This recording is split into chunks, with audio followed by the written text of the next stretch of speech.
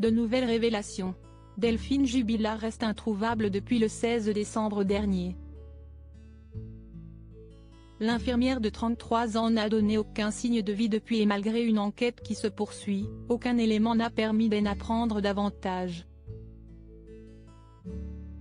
Cette affaire passionne et Jean-Marc Morandini a souhaité l'évoquer lors de l'émission Crime sur NRJ 12 ce lundi 6 septembre.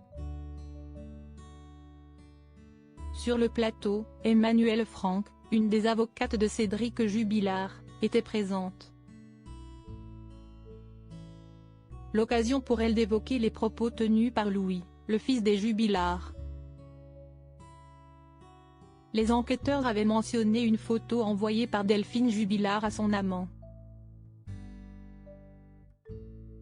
Le petit Louis, qui est entendu, va décrire la tenue vestimentaire de sa mère et ce n'est pas un pyjama.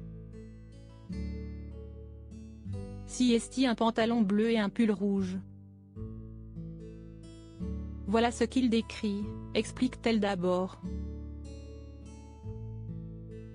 Par la suite, elle met en avant le fait que, même si le cliché a été envoyé le 15 décembre au soir, il est impossible de déterminer précisément quand il a été pris. Cette photo en combinaison, en short. Comment déterminez-vous qu'elle la prend ce soir-là? Elle l'envoie mais comment déterminer qu'elle la prend ce soir-là? Vous ne pouvez pas l'affirmer. Moi, je peux envoyer des photos que j'ai prises il y a 3 mois tout à l'heure, a-t-elle conclu. Une sortie volontaire?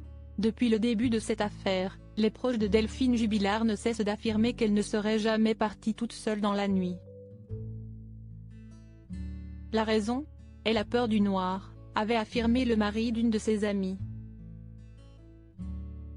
Par la suite, il avait précisé, elle avait même peur de se rendre seule la nuit à l'infirmerie de la clinique. Pour d'autres, le fait qu'elle ait laissé ses enfants est impensable. Elle est partie sans papier, sans argent, et son fort attachement à ses 2 enfants renforce l'idée d'une piste criminelle pour expliquer qu'elle ne donne aucune nouvelle, avait précisé un de ses proches quelques jours après sa disparition. Toutefois, Emmanuelle Franck a tenu des propos très différents sur le plateau de l'émission.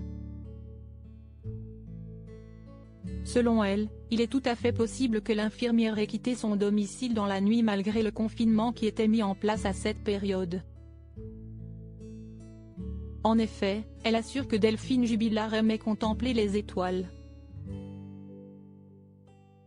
On sait qu'elle adorait les étoiles, c'était la nuit des étoiles, a-t-elle d'abord indiqué avant d'ajouter, on sait qu'au mois d'août, elle était allée jusque tard dans la nuit regarder les étoiles.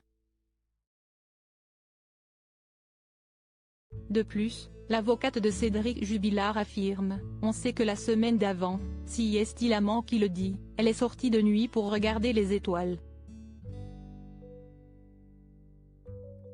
Delphine Jubilard aurait-elle fait une mauvaise rencontre cette nuit-là?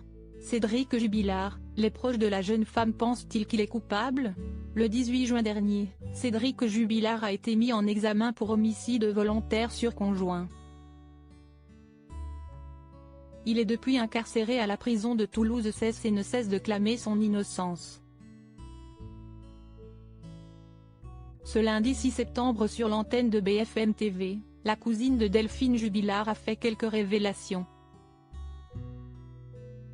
En 2018 je sais que Cédric lui avait déjà levé la main dessus, affirme-t-elle avant de préciser, donc ça ne rassure pas de se dire qu'il y a déjà eu de la violence entre eux.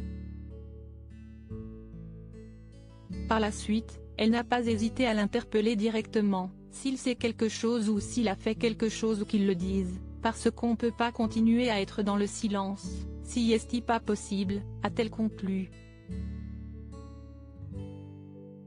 Pour rappel, Cédric Jubilard a fait une nouvelle demande de remise en liberté, rejetée ce jeudi 2 septembre.